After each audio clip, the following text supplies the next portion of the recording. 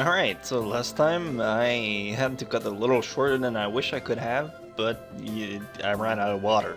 This time around, oh, I got this. I got a giant jug of water. Well, it's not in a jug, it's in a glass, but it's in a plastic actually, it's not in glass. Anyhow, let's get this party on the road. When the final bell sounds, I realize that there's still a lot of time left in the day, and I'm left wondering what to do. It's odd. At the hospital, I had 24 hours a day of free time, but here, filling the considerably shorter hours feels difficult. Everyone else leaves, and I'm left alone with the teacher.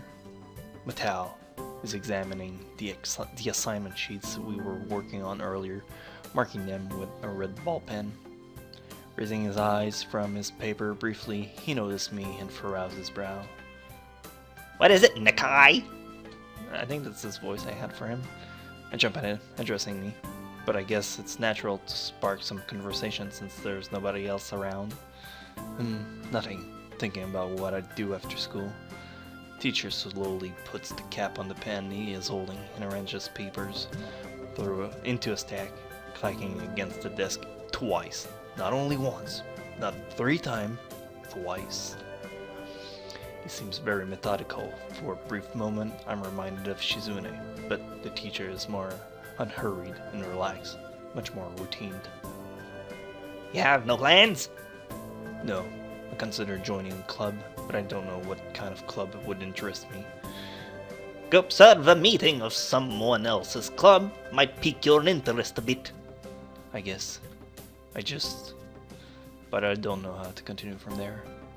Vital looks at me in a way that makes me quickly want to take the words back to avoid a conversation.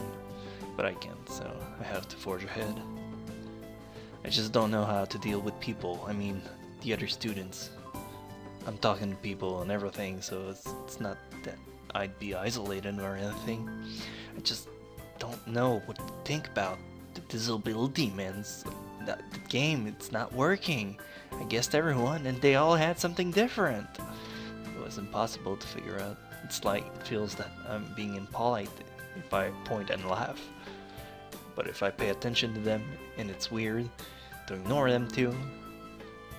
Damn, if I do. Damn, if I don't. Teacher scratches cheek absent-mindedly, looking very unresponsive. These things are only an issue if you make them one. You can talk normally with someone even if they're blind or something. Try to look behind the superficial. There's not a single student here who isn't just a normal kid behind whatever they might seem at first glance. He says the same thing as Yuko did. I know they're right, but it's hard. How can you not consider, for example, Shizune deafness, or when the only way to communicate with her is to talk through Misha? Or Hanako, it's not like you can ignore her face. Well, you can't ignore half of it, just like, also she has the hair over it, so it's not that big of a deal. I mean, just, don't smile the silly stuff, bro. But, oh shit, that's scary. Oh, that startled me. Sorry, I have headphones on and it kind of was sudden. And I may have shot my pants a little, so I'm gonna need to wash it off. Gasp, that was startlish. I'm interrupted by the door of the classroom suddenly slamming open. Oh my god, you silly twat! Misha crushed in, hands straight in an enthusiastic greeting, her voice loud, lively, enough to wake the dead from their graves. She starts toward the teacher's desk with her bouncing steps. And bouncing boobies, hands energically swinging with the rhythm. Matao's visibly dismayed at the interruption, and Misha in general slumps in his chair. Mikado! No, that's the guy. Okay. Mikado! Misha stops in her track and looks around cluelessly as if she's sensing from his tone that something's wrong, but has no idea what. Yes? But I've talked about volume control before. Yeah, seriously. I mean, door. Scare me. Yes? But she doesn't lower her voice at all, and the teacher just rubs his eyes. So what is it? Yeah, we need some help. We are running out of supplies for the festival stand. This is a distress. She waves a pink slip of paper she's holding around. So go get more supplies from the art room. What's the problem with that? Plywood. Plywood's always the problem. Last time we wanted more. There was only a little, but this time we just took it all and went with it. Now there's none left there. So do you know where there is some? I don't understand. How would I know? Eugene. I mean, the president. Oh, Shi-chan, that's the other girl. Sorry, I'm having trouble with names. There's a lot of stuff going on. Shi-chan. I mean, the president. I thought that the teacher would know if there's plywood. Was she wrong? Matao looks in his great pain, frowning with his entire essence, and Misha doesn't get it at all. Looking at the two of them communicate is terrible. Like looking at a man being tortured by drilling his skull open with blasting pop music at full volume at the same time. I'm afraid I have no idea if there's any plywood in that school, let alone where it would be if there was any. Oh, what should I do? Perhaps try to find Mr. Nomiya. I'm quite sure he would know where to find everything you need. You'll have to pry him from his cold, dead hands, but that's a different matter. He's an asshole. I don't like him. Oh, I don't have time. We're so busy. She holds her hand with both of her hands. No, sorry. She holds her head with both of her hands, looking as despairing as if it's possible for a person like her. Without even noticing, she crumples the note she's holding against her hair. I shouldn't be fetching these things. There's so much to do, and we're falling behind the schedule. Matao looks at her gravely and then suddenly smiles. Smiling doesn't really fit his face. I think it'd be better if he didn't. I wonder if you could get something temporarily help. I wonder if you could get some temporarily help. Yeah, that's better. Back to water time. Kinda slows down the pace of the video, but it makes my life a lot easier. He switched to staring at me focusedly with a hard expression as if trying to say, "Go make some friends." I guess I can give you a hand. You can? Thanks, Eugene. You're really nice. She pauses, does a double take, and then points at me with her finger, yelping and looking very puzzled.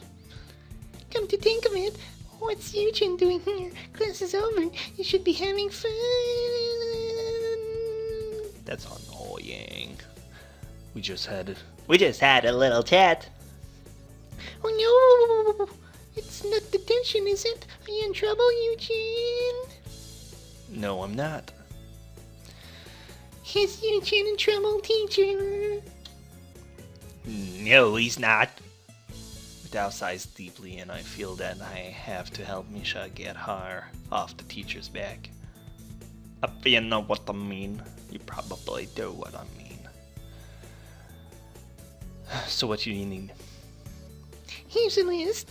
I can try to find a plywood from somewhere if there's none in the art room.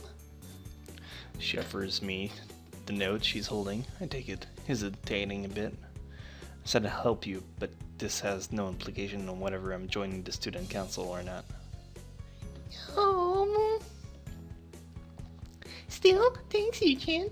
Try to be quick. We are in Stone Building Street now. We must hurry. And she left. She bounces out of the classroom, leaving me and the teacher looking at each other with something that feels like a silent agreement. She's a skull cracker. Well, there you have it, Nakai. Have you something to do now? Please don't sound so smug. Back to water for me. Misha's pretty hot call to do. Damn, I'm already almost half my glass. Shit, I need 3 of these. I'm trying to use it sparingly, but damn. Looking at the list with a number of items ranging from paint to plywood, all written with small notes. With small, neat handwriting, sorry. That is undoubtedly Shizune. I heave a sigh. I'll be going then. Waving the long list limply at the teacher, I exit to the hallway. And look at this super awesome. Is this...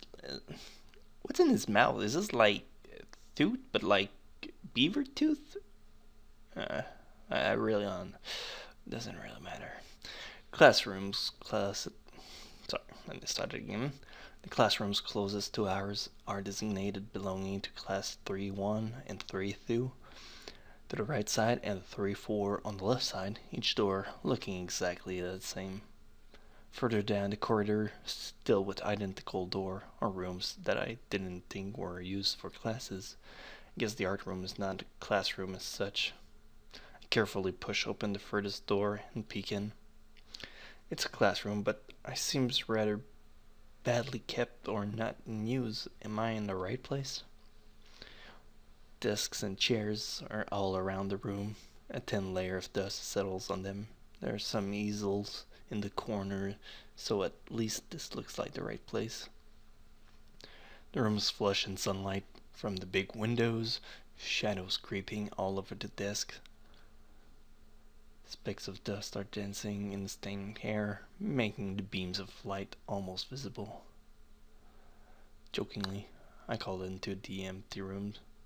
Anybody home? Somebody catches my eyes and I stop mid-sentence. Oh my lord, ain't that a sight to see? Sitting on the desk is a short-haired girl curiously wearing a boy uniform with a fork between her toe, morsel of food stuck firmly on the end. The other way of dining seems to be caused by her apparent lack of hands. You dumb fucker. We're done playing disability games, bro. That was like 7 episodes ago. Just not cool, man. But her presence here is what takes me aback even more. How did I miss her before? She's sitting in a corner, very still, but I still somehow took her as part of the furnishing or a statue at first glance. I'm not being too observant today as a whole. The girl seems to be frozen in place, staring at me with her huge eye like a rabbit in headlight. She's staring at me, her mouth wide open, ready to accept the fork. I'm staring at her, my mouth wide open, waiting for the fork too, remembering I didn't finish my sentence and trying to think of if I should. This weird stalemate keeps us both stunned into silence, punctuated only by the wall clock ticking rhythmically. Oh damn it, I have to find a voice for her. I'm all out. I need some imaginative stuff. I'll have some generic voice for her until I can know a little more about her so I can find something. Hello? The girl stuffed the fork in her mouth and is now staring at me expectantly, chewing. This is a bit awkward. Hello, I was told to pick up some supplies from here for some festival stalls. I didn't think there would be someone here. There isn't. That's why I came here, too. She picked up another forkful. Does that mean you're here then? She raised her eyebrows as if she was suspecting my observation was false. You're pretty observant, I guess it does, but who are you?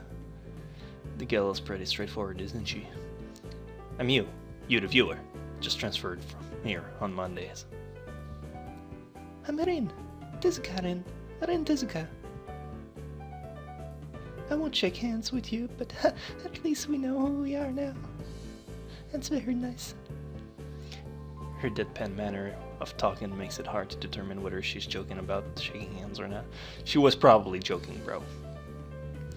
It kind of bothers me joking about this matter. Doesn't feel appropriate at all.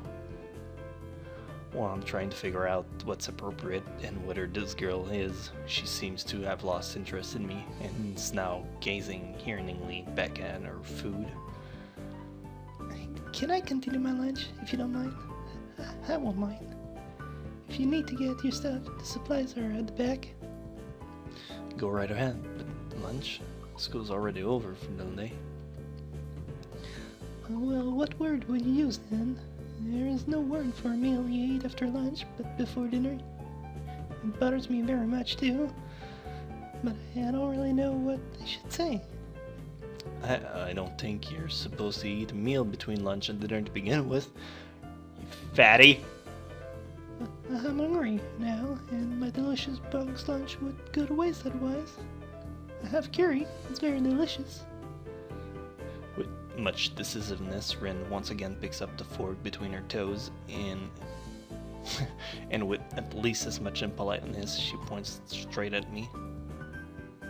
So, you, what brings you to this place? Like I said, I was told to look for these things. No, this school. From outside you look fine.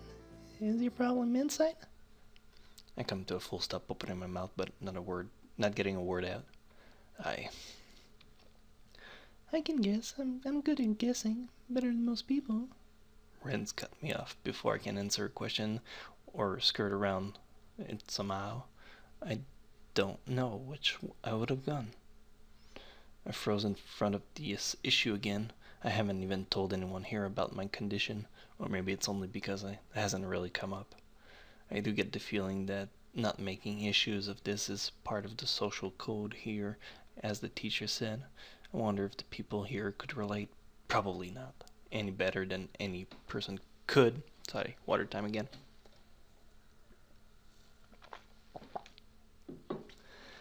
I can relate to Shizune's circumstance or Lily's either. Naturally, while I go through this in my head, Ren keeps considering what my condition could be, with an overly contemplative look on her face.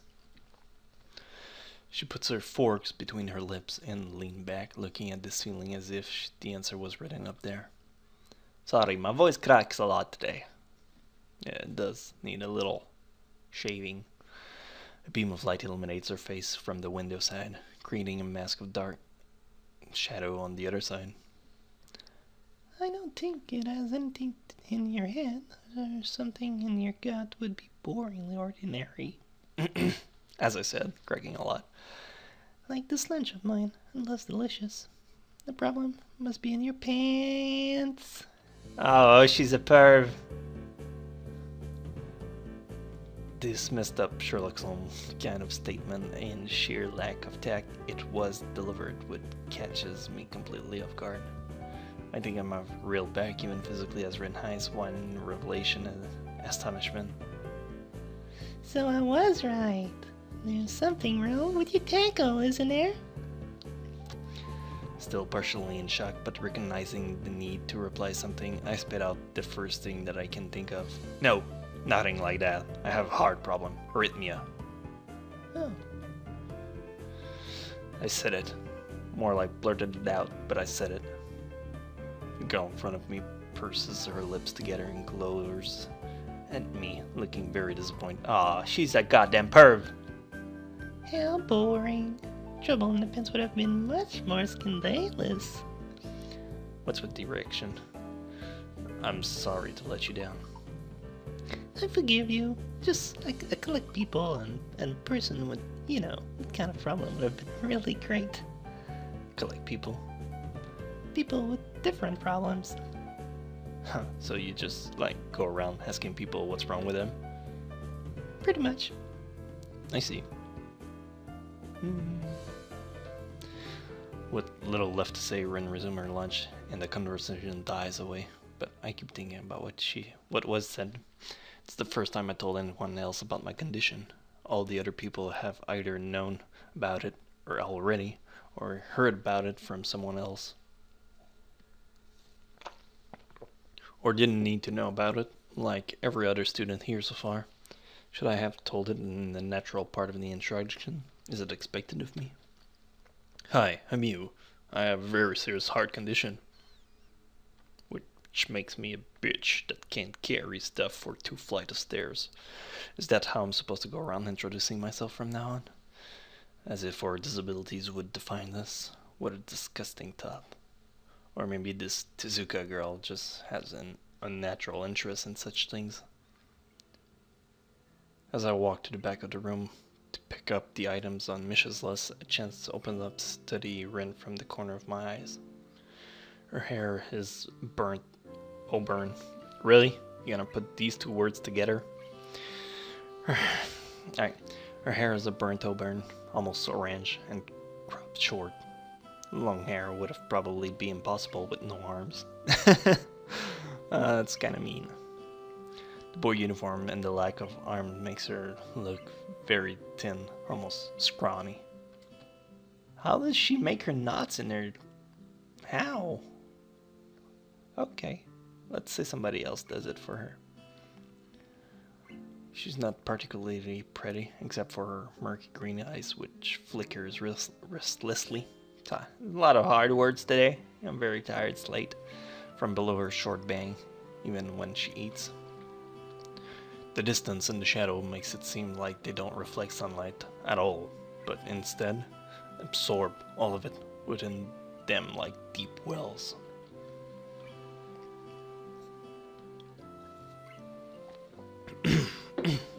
Maybe this is gonna help. She moves her feet almost as deftly as a normal person would use their arms. However, I can't see how this sight could discomfort people, especially while eating. It makes me feel a bit uncomfortable, at least. I hesitate to think about the word unnatural, but it's too late now, is it? I keep searching the cabinets and shelf for Misha's things, but after enough time passes, the silence grows too uncomfortable. So I try to force some conversation out of this strange girl. So, do you always eat alone and this late, or do you get the occasional visitor? Visitors? Maybe you are my first occasional visitor. But I don't always eat alone either. Sometimes I eat with a certain person on the roof, if she's not horsing around. Horsing? She likes to do sports. Oh. Oh, I'm assuming she means Amy. Because she doesn't have legs, and she doesn't have arms. So together they can be like a whole one person. Is that too mean? That's funny. Anyway, and that's all I can think of to say. Both of us fall silent again, as Ren forks the last bits of her meal to her mouth. I look down on my haul and double check it with Misha's list. It seems I have everything except my plywood. So, I think I have all the things now. That's very nice for you. Don't feel obligated to stay. I was about to take a nap anyway. You need to do... This voice makes me crack a lot. You need to do whatever you're going to do with that stuff anyway, right? Or perhaps you like to watch girls sleeping. Yeah, she's kind of an odd bird. Feeling a little bit tomboyish, so I might have to heighten, go deeper with her voice a bit, just to make it more boily. Though it's already pretty boyish anyway. I'm not sure what to make of this, but Ren looks serious. Even if I did, I think I'd have to be going. I'll catch you around, Tizka. You can call me Ren. I feel that our relationship at this point is good enough to warrant this much. I was already turning to make my exit, but she drew me back in. Fine then, I'm you. Then you are. Rin looks at me in the eyes. That intimidating feeling you get when someone stares at you isn't there. It's like she's actually not looking at me at all. She blinks a couple of times. I can't figure out why a pause like this just popped between us out of nowhere. See you later, you. There's something like a tiny smile there in her face, maybe. I quietly back out of the room. As I shut the door in front of my face, I whispered to myself, what an intriguing person. Half of a person. From inside, I heard a muffled sing-song voice. I heard that. Oh shit, she's back. What did she hear? Sorry, let me get her. What did she hear? I jump at the sudden appearance of Misha, who I had not heard approaching despite this completely empty hallway. Somehow she had gotten to jumping distance of me without making a sound. Creepy. It briefly reminds me of Kenji's nutty theory about global feminism conspiracy, but I put that aside. Oh my god, she's behind her. She's suddenly standing behind Misha, looking aloof. She couldn't have heard the remark that drew Misha's attention, but Misha is visibly excited. No, wait. More importantly, who is in there? There's no club meeting today. She tries to curiously peek past me, even though a door prevents her from seeing anyway. What are you doing here? You took so long after... Sorry. You took so long that we had to come check what's wrong. It's not good, Eugene. She wags her finger at me scoldingly. I found plywood, but everything else is still missing because you're tardy. Oh, sorry. I got things here. I was just going to bring them. I think you were up to some mischief, Eugene. Who was in there with you, I wonder? Misha signs something quickly to Shizune, pointing at her own hair a couple of times. Shizune limits you, push her way past me, and opens the door into the classroom. I just left. I can only imagine the shock she is experiencing with Shizune's diligence and attitude. The insolence of daring to deface the school property by sleeping on top of it must be too much to bear. And indeed, she stares at Rin, frozen in place, apart from the slight but noticeable trembling of her shoulder from suppressed rage, I'm sure. Instead of blowing up, Shizune just takes a few deep breaths, adjusts her glasses, and slams the door shut, turning the sign fiercely at Misha. Maybe she did blow up, but I can't understand it. She shoots a very loaded stare at me too, as if it was somehow my fault that Rin is sleeping on one of the tables. I hope she's not getting any funny idea about the reason of my tardiness. Hello? Sorry? Hello? Rin's voice comes from the other side of the door, and it takes a few high blinks to realize she might have trouble opening it. I open the door to... Ah, yeah, that's right. She can't open doors. I open the door to find Rin directly behind it, looking at us with half-interested, half-sleepy face. Hello? Miss Tezuka, what do you think you're doing? You're absolutely not permitted to use school property for such disgraceful activities. It sure is suddenly very crowded in here. I didn't know I was this popular. It's hard to say whether she's happy or unhappy about this turn of event. At any rate, she ignores Shizune's Misha scolding, so they have no choice but to drop the issue. Shizune taps Misha's shoulder, pointing at Rin, and makes some quick signs. Popularity aside, please don't do that anymore.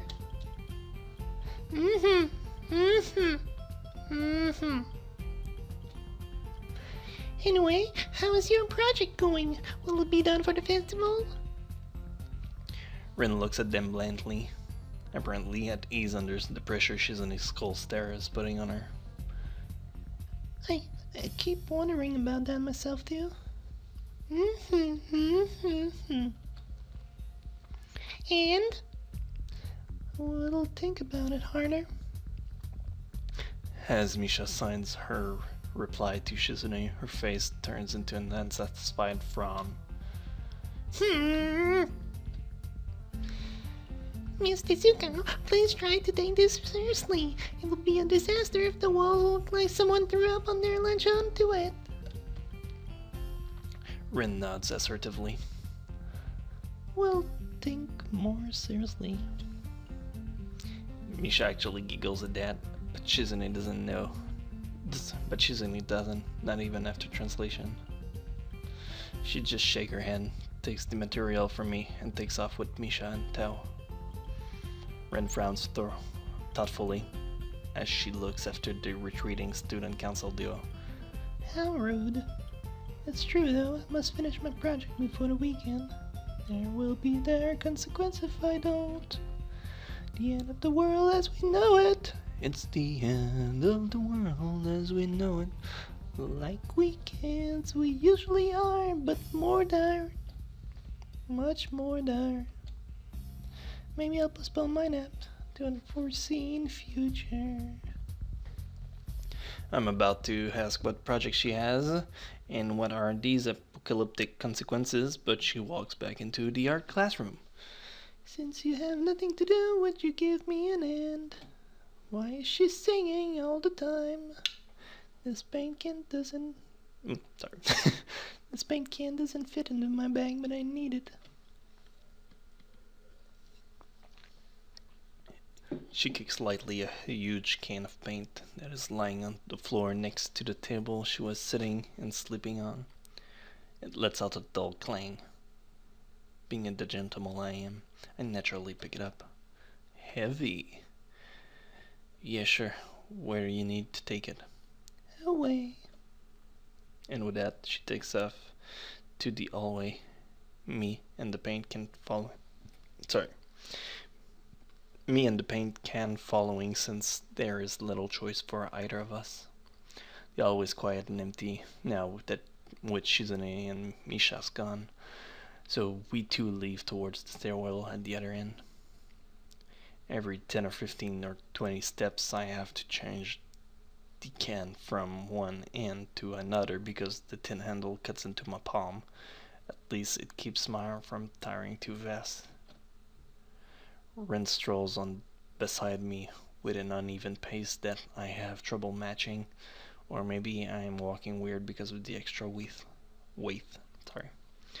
It seems one of us is contently walking too slow or too fast, and I can't figure out which. 2 flights of stairs below, trouble appears in the form of the head nurse and his fox-like grin.